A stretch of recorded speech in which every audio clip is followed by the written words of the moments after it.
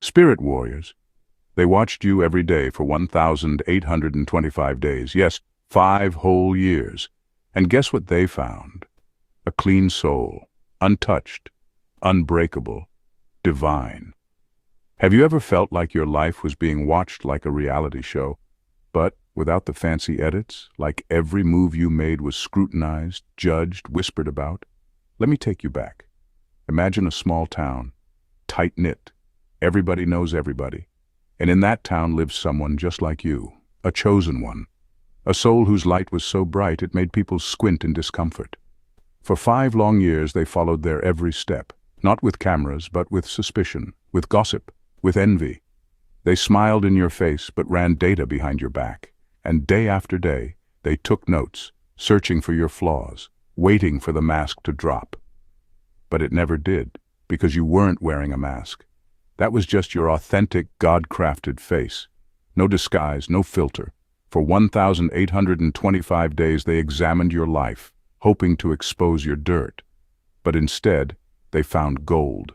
Spirit warriors, they found out the hard way. You are the real deal. The chosen, the rare, the called. How did you survive their traps? What kept your soul so pure while being poked, prodded, and pressured like a lab rat? What kind of power do you carry that made your enemies fail at every attempt to dirty your name? As Rumi once said, try to be like the moon in someone's darkness. Chosen one, while they hid in the shadows, you were out here shining without apology. In this video, we're diving into the 7 deep reasons why they watched you, tested you, tried to break you, but only proved what heaven already knew. You are clean, you are called, you are covered. So stay with me, spirit warriors. Watch till the very end, because by the time this is over, you're going to walk away with your head higher, your purpose clearer, and your light even brighter. Let's unpack this divine journey of surveillance, spiritual resilience, and ultimate revelation. Let's go. Point 1. Your presence made them uncomfortable. Chosen one, the energy shifts when you enter, not because you're trying, but because you're chosen. Have you ever walked into a room and felt eyes silently tracking you, even though you hadn't said a word? That's not paranoia, Earth Angel. That's spiritual gravity. It's the divine frequency wrapped around your being, announcing your presence without sound. While others compete for attention with volume, performance, and bravado, your quiet presence does something far more powerful. It convicts. Your silence carries weight because it isn't empty. It's filled with depth, discernment, and anointing, and let's be honest, they felt it, even if they couldn't name it. See, people don't always hate what's evil. Sometimes they fear what's pure. The loudest ones in the room may have mocked you, misunderstood you, or misjudged you, not because you were wrong, but because your spirit unsettled theirs. You didn't talk big, you didn't show off, you didn't need to.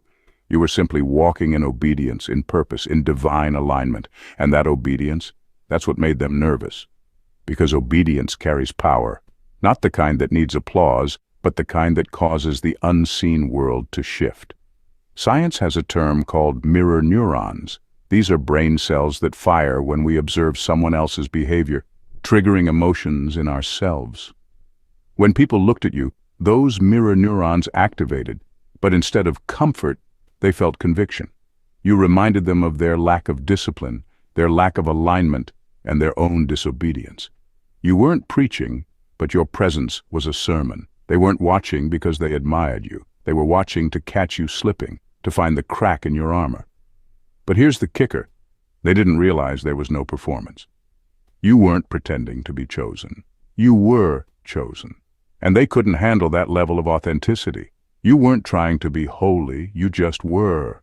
And people fear what they cannot label, what they cannot copy, and what they cannot control, so they watched, waiting, hoping.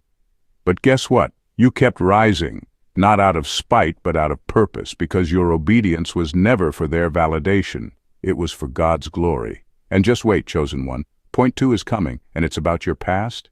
Yeah, it didn't have the dirt they prayed for. Stay tuned. Point 2, they wanted to dig up your past, but found grace instead.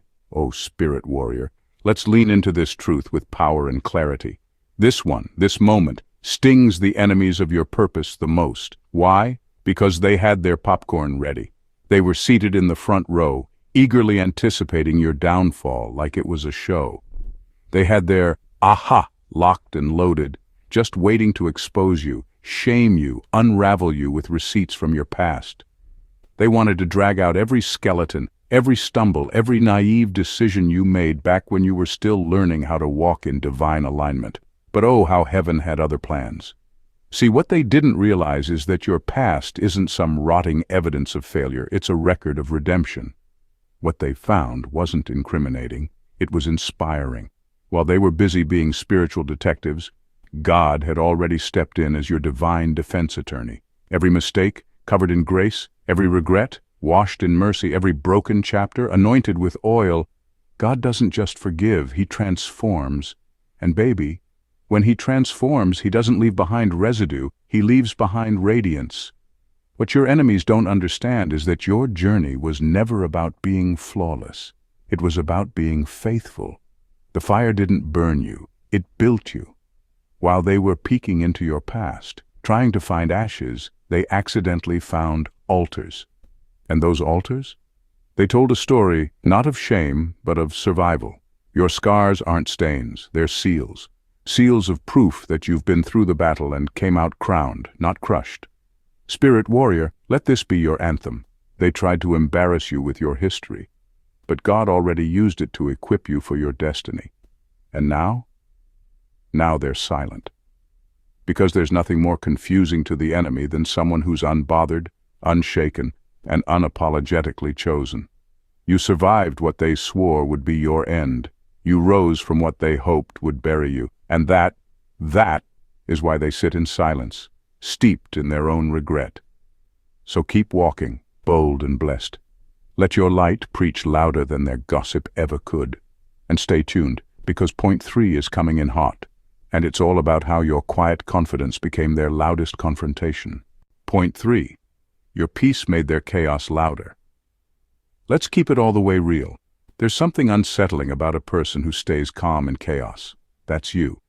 When you walk in peace, it's not just a personal choice. It's a silent revolution. It exposes everyone else's internal storm. See, while they were out here spiraling into drama, chasing clout, or feeding off negativity like it was a 3-course meal, you were grounded. Not because you didn't have problems, but because your roots went deep. While they panicked over the unknown, you prayed to the one who knows all. And that made all the difference. Your peace wasn't passive. It wasn't some surface-level smile or spiritual bypassing. No, it was forged in fire, earned through battles people didn't even know you fought. That kind of peace is power. It's rare, radiant, and rattling. It shines like a lighthouse in the middle of a storm, and naturally it draws attention. Not always the good kind either. When people realize they can't shake you, they often start shaking each other. The confusion they tried to create for you ends up turning back on them. Why? Because your peace disrupted their chaos. Your calm challenged their control. Science even backs this up. Studies in neuropsychology show that calm energy can actually affect the emotional climate of a room. It's called emotional contagion. Your vibe is contagious. That quiet confidence, it made them uncomfortable. That unshakable faith, it made them reflect on their own lack of it. You weren't reacting, you were responding. While they were plotting, you were praying. While they were scheming, you were standing still and knowing God is God. Psalm 46:10. The enemy thought stress, pressure, and conflict would be your kryptonite, that you'd break down, fold, or lash out. But you were out here sipping tea, quoting psalms like battle cries, casting down every imagination that exalted itself against the knowledge of God. 2 Corinthians 10:5. That's spiritual warfare in silence, and it confused the enemy. That peace, that unbothered, deeply rooted, I know who I am in Christ kind of energy, it made people pause. It made them question their tactics. It even made them question themselves. And the best part, you didn't have to clap back or get messy. You just stayed still, and now their storms are exposing them. Hold tight. Point 4 is coming, and it's all about how your refusal to play dirty made you rise even higher. Point 4. You never fought dirty, and that drove them mad. When they threw shade, you offered light. Not because you wanted to prove anything, but because that's who you are. When they whispered lies behind your back, expecting you to crumble under the weight of gossip and slander, you stood tall in truth. Not loud, not defensive, just firm, grounded, and still. And when they marched into your life with chaos and drama like a storm looking for a place to land, you didn't entertain their foolishness. You didn't match their energy. You elevated above it with discernment. That's what confused them. They expected the typical response, the angry texts, the online clapbacks, the vengeful energy. But what did you do? You prayed, you fasted, you stayed in your lane and let God handle what you could have easily taken into your own hands. See, that kind of self-control isn't just willpower, it's spiritual power. And spiritual power terrifies people who operate in manipulation, lies, and control. That's why they started spiraling. Your silence didn't mean defeat, it meant discipline. You weren't ignoring them, you were focused on the bigger picture. You were too busy aligning with purpose, too locked in with divine timing to stop and entertain petty distractions. Here's the truth. Silence is one of the most powerful responses a chosen one can give. It speaks volumes. It says, I see what you're doing, but I'm not coming off my throne to address peasants throwing stones. While they wasted energy trying to pull you down, you conserved yours by staying prayed up and purpose-driven. That's why they're uncomfortable. You didn't lose sleep trying to change their minds. You let them talk while you built. And now the same mouths that disrespected you are choking on their own regret. What they didn't realize was that your kindness wasn't weakness. It wasn't performative. It wasn't an act. It was your nature, genuine, consistent, unshaken. And that's what really blew their minds. Because they expected your goodness to be fake, temporary, a mask that would crack under pressure. But it didn't. And now the shocking truth is hitting them hard. They came to expose you, but in the process they exposed themselves. And you just kept shining, praying and rising, exactly like a chosen one does. Point 5. Your kindness wasn't fake, it was your fruit. Some people give so others will applaud. They drop a coin and wait for a crowd. But you gave quietly, without cameras, without hashtags. Not for applause, but because it was simply in your nature. That's the difference between performance and purpose. While others used smiles as camouflage, masking envy and manipulation behind grins and good manners, your smile radiated from a genuine place, joy rooted in something far deeper than circumstance. It wasn't about optics, it was about overflow. See, the world often misreads the chosen ones. They assume kindness is weakness, or that generosity is a calculated move to gain influence. But what they couldn't see, what their earthly eyes missed, is that your actions weren't strategic. They were sacred. They didn't come from a place of needing approval. They came from being anointed. What they mistook for manipulation was actually manifestation. God was working through you, and they couldn't comprehend it because it didn't match their playbook. They tried to study you like a lab experiment, 5 years under the microscope, analyzing your every move, waiting for the mask to slip. But what they saw instead was consistency. What they found was fruit. Galatians 5:22-23 wasn't just a Bible verse to you, it was your lifestyle. Love, joy, peace, patience, kindness, goodness, faithfulness, gentleness, and self-control. It showed up in how you handled pressure, in how you blessed people who talked behind your back, in how you forgave faster than they could backstab. That wasn't performance, that was proof. You didn't just recite scripture, you lived it. You didn't just talk kingdom, you walked kingdom. And while they waited for your downfall, what fell instead was their false assumptions. At some point, they had to stop and admit, hold up, this ain't fake, this is divine. And that realization, that's when it hit them. All their games, their gossip, their suspicion, it didn't expose you, it exposed them. So now, buckle up. Because what's coming next is deep. This is the turning point, when they realize your humility wasn't submission to them, it was alignment with God. And that same humility, it broke their pride. While they flexed and fought for power, you knelt and rose. Because when God lifts you, no one can tear you down. Point 6. Your humility broke their pride. While they were out there performing for applause, throwing their weight around in boardrooms and social circles, you were silent, planting seeds in soil no one else bothered to touch. While they hustled for attention and validation, chasing likes, titles, and praise like oxygen, you pursued something quieter yet infinitely more powerful: truth. Not the world's truth, but divine truth. The kind that doesn't sparkle in the spotlight but glows steady in the dark. You weren't interested in being seen by people, you wanted to be hidden in God's will. And yet, without screaming for recognition, without climbing over others or cutting corners, you began to rise.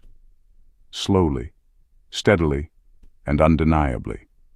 You didn't play their games, didn't sell your soul, didn't bend your morals just to sit at their tables. You weren't networking, you were spirit working. While they plotted and positioned themselves, you stayed in alignment with something higher. And that's when they started watching. Not because you shouted, but because your silence was too loud to ignore. Your rise disturbed them, not because of what you did, but because you didn't do it their way. They kept asking, "What's your secret?" hoping to discover a hack, a shortcut, a strategy. But there was no secret. There was only surrender. The kind of surrender that doesn't make headlines but moves heaven. The kind where you bowed before God in hidden places, laid down your pride, your fears, your ego, and said, "Your will, not mine." And in doing so, you activated a law they forgot. God lifts those who bow.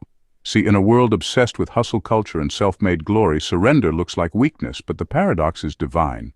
Because what the world calls weakness, God calls wisdom. Chosen one, your elevation wasn't a fluke, it was the fulfillment of a promise. While others were performing, you were preparing. While they flexed, you fasted. While they built platforms, you built altars. And now, in this final and most powerful point, understand this. Your rise is not about you. It's a beacon, a reminder that faith, humility, and obedience still outrank clout, that God still honors the ones who kneel. You bowed in private, and now God is showcasing you in public, not for your glory, but for His. Keep bowing. The rising isn't over. Point 7. They found out you were chosen all along. For 5 long years, 1,825 days, they watched you like hawks circling prey. They whispered in shadows, spun stories behind your back, and set traps in hopes you'd fall. They expected to see you stumble, break, or expose some flaw they could magnify. But instead of scandal, they saw sanctification. What they didn't count on was your divine resilience. See, you weren't hustling for approval or begging for attention. You were walking in purpose. While they were plotting, you were planting. And now the harvest is undeniable. You didn't audition to be chosen. You didn't hustle for the crown. You were anointed for this, marked by something sacred that no human eye could detect, but every spirit could feel. The light found you because truth attracts illumination. Even when you were in the fire, you didn't melt. You glowed. That's the thing about pressure. It reveals what's real, and under that intense gaze, your authenticity outshined their assumptions. They searched for weakness but witnessed strength. They studied your every move but couldn't decode the favor that covered you. And now, something they never wanted to admit becomes obvious. You were set apart from the beginning. Not because of perfection, but because of purpose. Because heaven doesn't call the qualified, it qualifies the called. And now even your enemies are forced to bow, not to you, but to the unshakable truth you carry. You didn't just survive their judgment, you thrived in it. That's what happens when a spirit warrior walks with the light. Chosen ones. This was never about them. It was always about what God was doing through you. You were the example. You were the living testimony. You were the evidence that purity still exists in a world drowning in pretense. You didn't fold under pressure. You didn't break under judgment. You remained clean. And now, you walk forward, not just with a clear conscience, but with a crown. So remember this. You were under the microscope, but they weren't studying your flaws. They were witnessing your faith. Stay awake, stay humble, stay chosen. Until next time, spirit warriors, keep shining.